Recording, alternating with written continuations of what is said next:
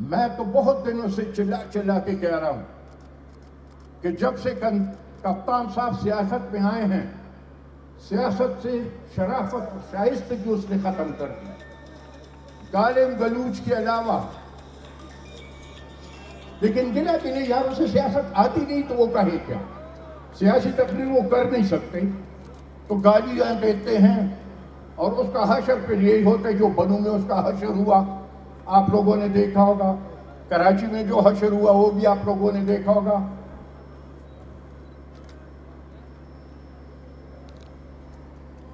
यहां पे जलसे में मुझे तो माफ किया क्योंकि मैंने उसे 2 दिन पहले 2-3 जगह पे ये कहा था कि अगर मेरे खिलाफ दोबारा तूने मलेशिया या दुबई वाली बात की तो मैं उफ्तूर की हैसियत से कसम उठाता हूं कि मैं तुझे अदालत ले जाऊंगा। तो वो तो नहीं कहा, अलबत्ता ये कहा कि इसने अभी अपने बेटे को मैदान में ये इसलिए उतारा है कि ये अपनी बादशाहत चरसदा में कायम करता है। अब अगर मेरे बेटे को चरसदी वाले पसंद करते हैं खान साहब, तो तुम्हें क्यों एतराज है?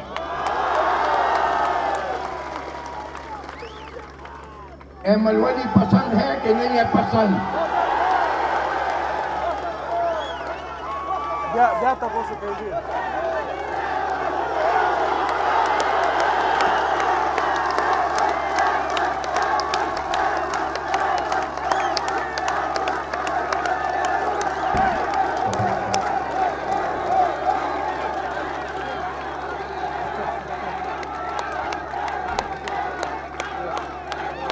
बस आपका पैगाम पहुंच गया, इतना काफी है, आपका पैगाम पहुंच गया। कहते हैं, कप्तान साहब कहते हैं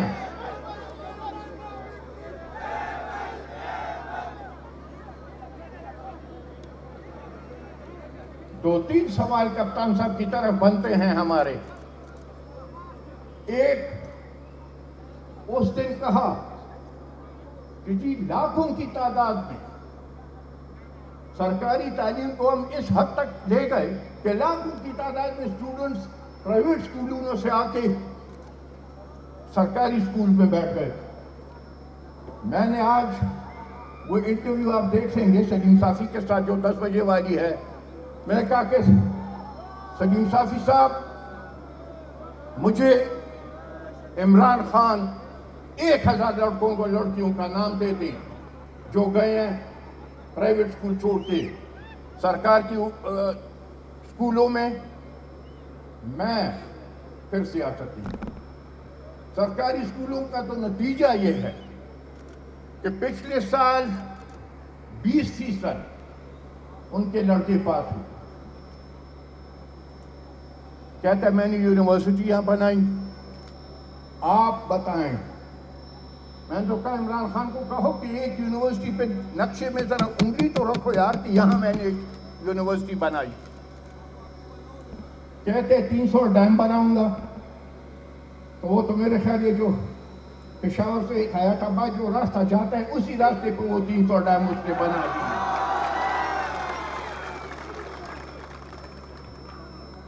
कहता है मैंने सूबे के पुलिस को मैं सारी बना दिया। उस पुलिस के तारीफें कर रहे जिस पुलिस ने आज तक यही खान जेल तोड़ने वालों को नहीं पकड़ा। उड़िया खान जेल को छोड़ो, जिसने इसके अपने वजीर को कत्ल किया उनको भी इनके पुलिस ने अभी तक गिरफ्तार नहीं किया। बादशाह खान यूनिवर्सिटी अगर पुलिस बेहतर थी तो ये वाकया क्यों रूनुमा हुआ? पूरी सियासत कप्तान साहब की बड़े अफसोस से कहना पड़ता है झूठ पे मबनी है। वो झूठे दावे करता है। पूरी सियासत उसकी सिर्फ सोशल मीडिया और फेसबुक पे है, बाकी कहीं नहीं। आजकल तो जरा ज्यादा नखरे उठा रहा है। जहन में ये है कि बस कोई चाहे ना चाहे मैंने वजीर आजम बनना है। वो तो बाद में देखी जाएगी 25 तारीख के बाद के कौन वजीर आजम बनता है कौन नहीं बनता। मैं सिर्फ कप्तान साहब से एक बड़ी इज्जत से एक बात कहूँ कि खुदा रहा कौम के रहनुमा होते हुए ये झूठ जरा कम कर।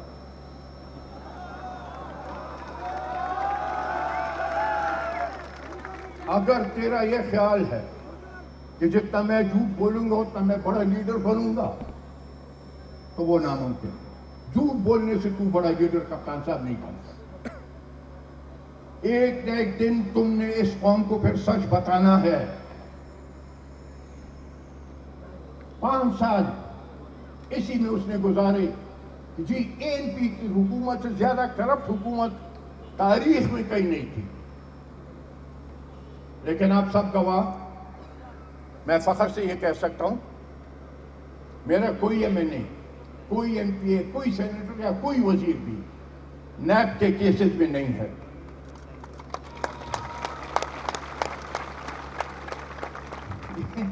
ये तो अभी दो चार दिन ही गुजरे हैं और नैब केसेस उठा रहा है। बिलियन ट्री का केस भी उठा रहा है और डीआरटी का केस भी नैब ने ले लिया है।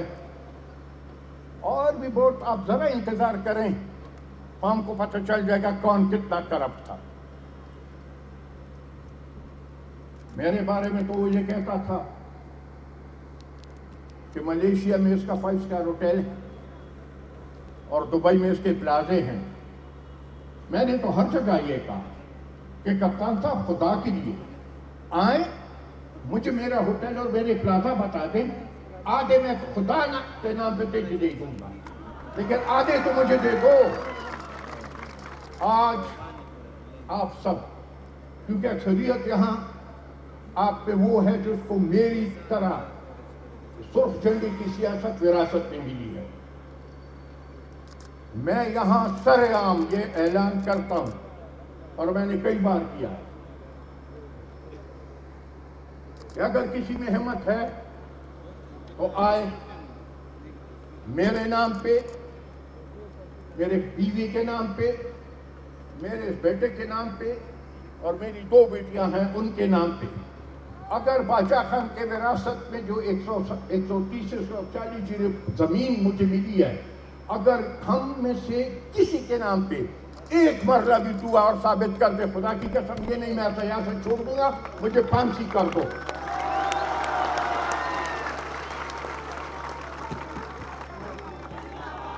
अब कप्तान साहब अगर हिम्मत है तो आओ मैदान में। मैं अपने वो असासे जो मुझे बाप दादा से विरासत में मिले, वो असासे तेरे सामने रखता हूं और आज मेरे पास जो असासे हैं वो भी तेरे सामने रखता हूं। मैंने कम किए, ज्यादा नहीं किए।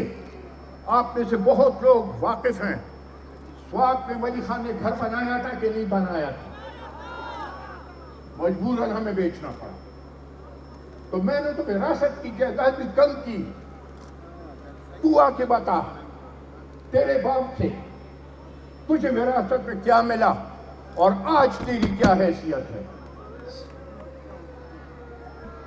कल सुप्रीम कोर्ट का एक फैसला आया है। फैसला तो अदालत का काम है, उन्होंने ऐलान किया है कि वो अदालतों में जाएंगे, हाई कोर्ट भी जाएंगे, सुप्रीम कोर्ट भी जाएंगे, वो अपनी जगह। मुझे फैसले के टाइमिंग पे एतराज है। चाहिए तो ये था कि फैसला इलेक्शन तक मुलतवी किया जाता, फेयर इलेक्शन होते इस मुल्क में, उसके बाद ये अपना केस चलाते। अब जो फैसला आया है उससे तो ये तासुर दिया जा रहा है और बहुत से लोगों को ये तासुर है कि ये एक खास सियासी जमात को फायदा पहुंचाने के लिए लाया गया।